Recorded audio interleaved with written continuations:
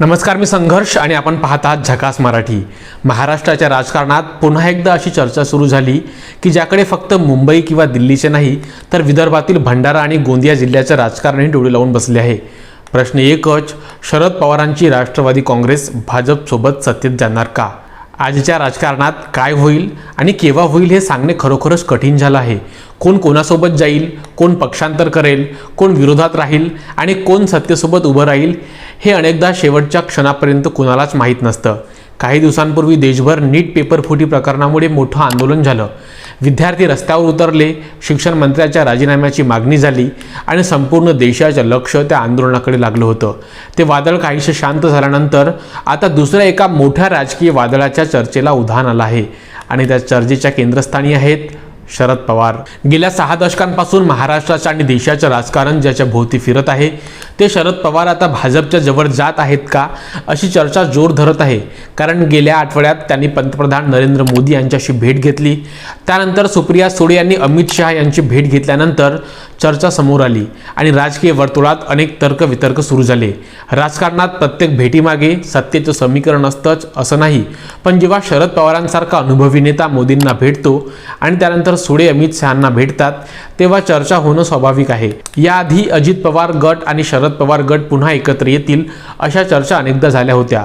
अजित पवार सत्तेत गेल्यानंतर दोन्ही राष्ट्रवादी एकत्र येण्यासाठी काही बैठका झाल्याचं बोललं गेलं, पण त्यातून काही ठोस निष्पन्न झालं नाही। आता पुन्हा एकदा पवार कुटुंबाच्या हालचालीकडे संपूर्ण राज्याचं लक्ष आहे, पण ही चर्चा फक्त मुंबईपुरती मर्यादित नाही, तिचा सर्वाधिक परिणाम होऊ शकतो तो भंडारा आणि गोंदिया जिल्ह्याच्या राजकारणावरही। कारण जर शरद पवार भाजपसोबत गेले किंवा दोन्ही राष्ट्रवादी पुन्हा एकत्र आली तर स्थानिक स्तरावर अनेक नेत्यांच्या राजकीय समीकरणं पूर्णपणे बदलू शकतात आणि या चर्चेत सर्वाधिक घेतलं जाणारं नाव म्हणजे चरण वाघमारे। तुमसर मोहाडी विधानसभा मतदारसंघाचे माजी आमदार चरण वाघमारे हे गेल्या 30 वर्षापासून भंडारा जिल्ह्याच्या राजकारणातील प्रभावी चेहरा मानले जातात। शिवसेना, राष्ट्रवादी, भाजप, अपक्ष, BRS, पुन्हा शरद पवार गट असा त्यांचा राजकीय प्रवास राहिला आहे। त्यामुळेच आज सर्वात मोठा प्रश्न विचारला जातो, जर शरद पवार भाजपच्या जवळ गेले तर चरण वाघमारे त्यांच्यासोबत जातील का? 2014 मध्ये चरण वाघमारे भाजपच्या तिकिटावर तुमसर मोहाडीचे आमदार म्हणून निवडून आले। त्या काळात ते फक्त आमदार नव्हते तर राज्याच्या राजकारणात चर्चेत राहणारे नेते होते। विशेष म्हणजे स्वतःच्या सरकारवरही त्यांनी अनेकदा सार्वजनिकपणे टीका केली होती। मात्र 2019च्या विधानसभा निवडणुकीत भाजपने त्यांचे तिकीट कापलं आणि त्यांच्या जागी प्रदीप पडोळे यांना उमेदवारी दिली। त्यानंतर चरण वाघमारे यांनी अपक्ष निवडणूक लढवली आणि अत्यंत जोरदार लढत दिली। ते काही हजार मतांनी पराभूत झाले तर राष्ट्रवादी काँग्रेसचे राजू कारेमोरे विजयी झाले। पराभवानंतर काही काळ ते अपक्ष राहिले।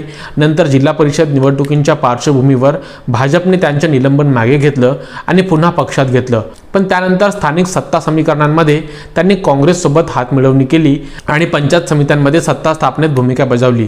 यामुळे पुन्हा त्यांना भाजपमधून बाहेरचा रस्ता दाखवण्यात आला। या संपूर्ण काळात चरण वाघमारे आणि भाजप नेते डॉक्टर परिणय फुके यांच्यातील मतभेद सतत चर्चेत राहिलं। 2019 मध्ये तिकीट न मिळण्यामागे परिणय फुके यांची भूमिका होती अशा चर्चा स्थानिक राजकारणात वारंवार ऐकायला मिळतात।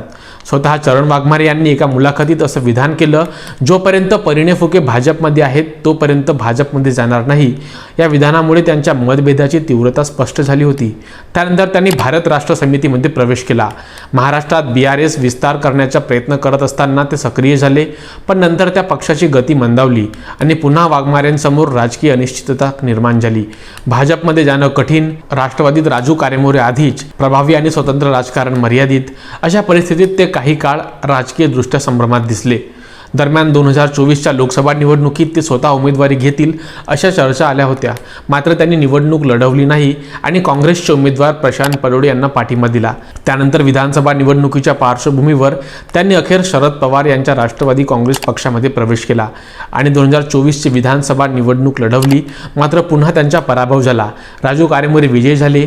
तेव्हापासून चरण वाघमारे हे शरद पवारांसोबत आहेत, पण आता पुन्हा शरद पवार गट भाजपसोबत सत्तेत जाणार असल्याच्या चर्चांनी जोर धरला।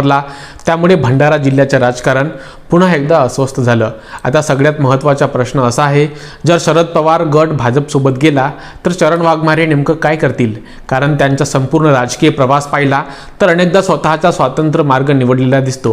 भाजपमध्ये त्यांचे जुने मतभेद आहेत, राष्ट्रवादीत स्थानिक स्पर्धा आहे आणि स्वतंत्र राजकारणाची मर्यादा आहे. त्यामुळे त्यांची पुढची चाल काय असेल याकडे सर्वांचे लक्ष आहे.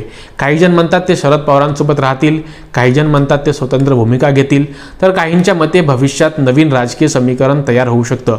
मात्र एक गोष्ट स्पष्ट आहे, आतापर्यंत शरद पवार यांनी भाजपसोबत जाण्याबाबत कोणतीही अधिकृत घोषणा केलेली नाही. त्यांच्या भेटी, हालचाली आणि राजकीय संवाद यावरून अनेक अर्थ काढले जात आहेत. यामुळे सध्या सुरू असलेली चर्चा ही अधिकृत निर्णयापेक्षा राजकीय तर्कांच्या पातळीवर आहे. पण जर भविष्यात राष्ट्रवादीच्या दोन्ही गटांमध्ये पुन्हा जवळीक वाढली किंवा सत्तेची नवीन समीकरणं तयार झाली तर त्याचा सर्वाधिक परिणाम स्थानिक नेत्यांवर होणार हे निश्चित आहे. आणि म्हणूनच आज भंडारा गोंदियातील राजकीय वर्तुळाचं लक्ष एका व्यक्तीकडे खिळलं आहे, ते म्हणजे चरण वाघमारे यांच्या पुढच्या राजकीय चालीकडे. तुम्हाला काय वाटतं? शरद पवार भाजपसोबत जातील का? दोन्ही राष्ट्रवादी काँग्रेस पुन्हा एकत्र येतील का? आणि जर तसं झालं तर चरण वाघमारे नेमकी कोणती भूमिका घेतील? तुमचं मत कमेंटमध्ये लिहा. जर आपण झकास मराठीला आतापर्यंत सबस्क्राईब केलं नसाल तर सबस्क्राईब करा.